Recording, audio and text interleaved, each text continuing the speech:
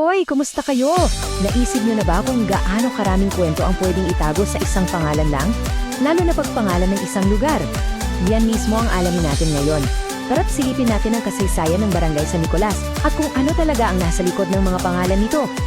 So simulan na natin kasi ang Barangay San Nicolas, hindi lang pala San Nicolas ang tawag dyan. Apat na iba't ibang pangalan ang dumaan sa kasaysayan nito.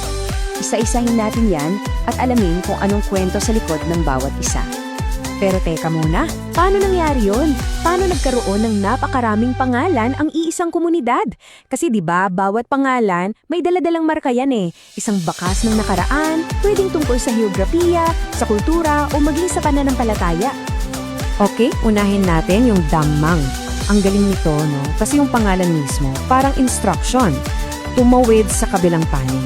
Ibig sabihin, sobrang importante ng Colo-Colo Creek sa kanila noon. Dito mo makikita kung gaano kalapit yung mga unang residente sa kalikasan. Yung Sapa, yun na yung landmark nila.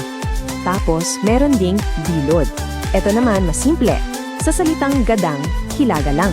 Ganong kadiretso. Sobrang practical, di ba? Kung nasa sentro ka ng Bayumbong, yung lugar sa hilaga, yun ang Dilod. Walang kaere-ere. Nung lumaon, pumasok na yung gobyerno. At pag gobyerno lang ng pangalan, syempre, naging opisyal. District 3. Ito na yung naging pangalang pampapel, pang-admin. At dito nagsimula yung formal na kasaysayan niya bilang bahagi ng munisipyo. Medyo formal, ano? At sa wakas, yung pangalan na gamit natin hanggang ngayon, San Nicolas. Ang maganda rito, ito, pinili mismo ng mga tao. Hindi galing sa direksyon, hindi galing sa gobyerno, kundi galing sa puso at pananampalataya nila. Ito yung moment na sinabi nilang, okay, eto na tayo. Eto ang pagkakakilanlan natin. So paano nga ba nabuo yung modern ng komunidad na ito mula sa mga pangalan niyan? Tara, alamin pa natin ng mas malalim.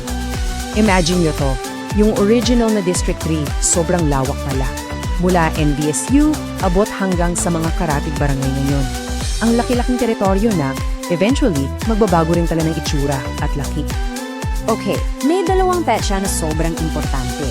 Una, 1955. Dito nag-meeting yung mga leader at nagkaisa sila. St. Nicholas ang ipapangalan natin. Decision made. Tapos, fast forward to 1971.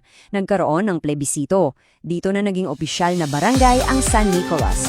At inayos yung mga hangganan para sakupin yung area kung nasaan talaga yung mga gadang. Dito na, kumbaga na-finalize ang lahat, eto na yung San Nicolas na kilala natin. Siyempre, hindi naman yan mangyayari kung walang mga nanguna, di ba? Kailangan natin kilalanin yung mga key figures dito. Sila Lieutenant Emilio Rojas, si dating Mayor Leoncio Garingan, at marami pang iba. Sila yung mga nasa likod ng resolution. Yung vision nila noon, yun yung naging pundasyon ng San Nicolas ngayon. Pero alam nyo, higit pa sa kasaysayan at sa mga pangalan, ang tunay na kwento ng isang lugar, nasa mga tao. So, yun naman ang pag-usapan natin. Anong klaseng mga tao ba ang taga San Nicolas? Ito, pakinggan niyo to. Matatag na pagkakaisa at pagkakabuklod. Yan daw ang sekreto. Sila raw yung tipo ng komunidad na sobrang aktibo at laging sumusuporta sa pag-unlad, hindi lang para sa barangay nila, kundi para sa buong probinsya. Grabe, di ba? Hindi lang yan basta salita, yan daw talaga sila. At dahil dyan, dahil sa pagkakaisang yan, ito ang resulta. Step 1, magkaisa at magtulungan. Ang resulta? Step 2, nakakakuha sila ng mga parangal at karangalan. Ganun kasimple. Yung pagkakaisa nila, diretsong nagiging tagumpay. Ganun ang formula, no? So, ano na ang itsura ng San Nicolas ngayon? Tingnan natin ang bunga ng lahat ng pinagdaanan nila, yung resulta ng kanilang pagkakaisa. At ito na nga, sa ngayon ang Barangay San Nicolas ay kilala bilang isang mapayapa at maunlad na lugar. Isang reputasyon na hindi naman instant, di ba? Pinaghirapan yan, bunga yan ng mga dekada ng pagsisikap ng mga tao doon. At hindi yan sabi-sabi lang ha, may mga pruweba. Nandyan yung Bayumbong West Elementary School at Kingsway Christian Academy. Tapos, marami ring mga kilala at respetadong tao na galing dyan.